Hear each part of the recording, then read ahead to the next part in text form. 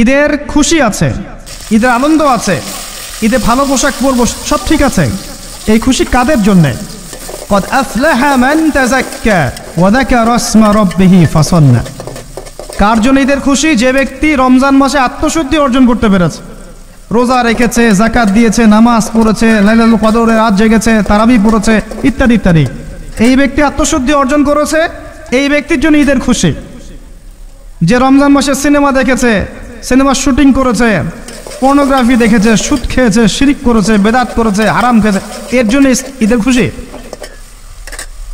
মানুষকে ঠকিয়েছে, ব্যবসায় মাল কম দিয়েছে, পণ্য মজুত করেছে, ইচ্ছা করে দ্রব্যের দাম বাড়িয়েছে, সরকারকে বিব্রত করেছে, জনগণকে দুর্ভিক্ষের দিকে ঠেলে দিয়েছে, এদের জন্য ঈদের খুশি? কখনো না। ঈদের খুশি তাদের জন্য যারা আত্মশুদ্ধি অর্জন করতে পেরেছে। যে আপনার জীবনে বড় বড় পাপগুলো কি কি হয়েছে, এই পাপগুলো যদি মানুষের সাথে জড়িত হয়ে থাকে, আপনি মানুষের সাথে গিয়ে গিয়ে ক্ষমা নিয়ে নেবেন। কারো টাকা নিয়েছেন, দেন নাই, দিয়ে দিবেন। কারো সম্পত্তি পায়, দেন নাই, দিয়ে দিবেন। কারো হকটা নষ্ট করেছেন, গালি দিয়েছেন, গীবত করেছেন বা তহমত দিয়েছেন, অপমান করে ইত্যাদি, ক্ষমা চেয়ে নেবেন। রমাদান মাসে মানুষের হকটা দিয়ে দেন। আল্লাহর কাছে জড়িত যে পাপগুলো আছে, এটার জন্য ইস্তেগফার যথেষ্ট। খালি যদি বলেন আস্তাগফিরুল্লাহাল্লাযী লা ইলাহা ইল্লা হুয়াল হাইয়ুল কাইয়্যুম ওয়া আতুবু ইলাইহি, এক সেকেন্ডের মধ্যে আল্লাহ পাক আপনার সমস্ত পাপকে নেকি দিয়ে পরিবর্তন করে দিবে। চল 5 ওয়াক্ত নামাজ জামাতে পড়ার চেষ্টা করেন। খুব সিম্পল জিনিস, খুব বেশি কিছু দরকার নেই আমাদের। 5 ওয়াক্ত নামাজ আপনি জামাতে পড়ার চেষ্টা করেন। বাসার থেকে ওযু করে বের হবেন, প্রত্যেক পদক্ষেপ হাঁটবেন, আপনার একটা স্টেপে একটা করে গুনাহ মাফ হবে, একটা নেকি লেখা হবে, মর্যাদা বাড়িয়ে দেওয়া হবে। একে 10 দিয়ে গুণ করা হবে, রমজান মাসে আরো 70 দিয়ে গুণ করা হবে।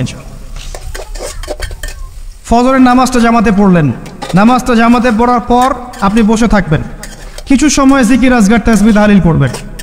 পারলে 1 পারা করে কোরআন তেলাওয়াত করবেন। রমাদান মাসে প্রত্যেক দিন 1 পারা করে কোরআন তেলাওয়াত করার চেষ্টা করবেন। 30 দিন 30 পারা, রমাদানে অ্যাটলিস্ট একটা খতম করা যাবে, অ্যাটলিস্ট একটা খতম চেষ্টা করা যায় না?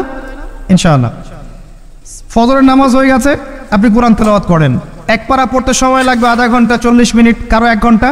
এরপর সূর্য উঠে যাবে, উঠে গেলে পরে আপনি 2 রাকাত ইশরাকের নামাজ পড়বেন।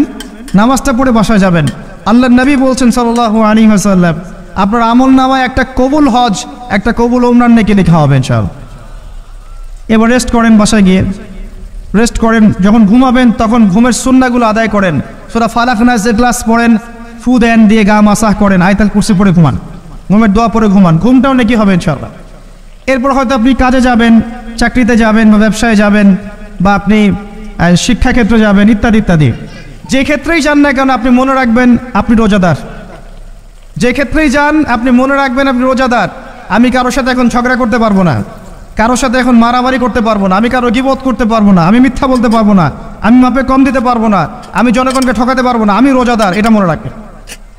এটা মনে রাখলে পরে দেখবেন ইনশাআল্লাহ তাআলা আপনি আল্লাহকে পাচ্ছেন, আল্লাহর মারিফত পাচ্ছেন। খাচ্ছি না, আল্লাহর ভয় না? পানি পান করছি না, স্ত্রী সহবাস করছি না, কার ভয়ে? আল্লাহর ভয় না? এত কঠিন কাজ করার পরেও রোজার নেকি পাওয়া যাবে না যদি রোজা রাখা অবস্থায় আমি মিথ্যা বলি, মাপে কম দেই, গীবত করি, সুদ খাই, জেনা করি, ইত্যাদি ইত্যাদি।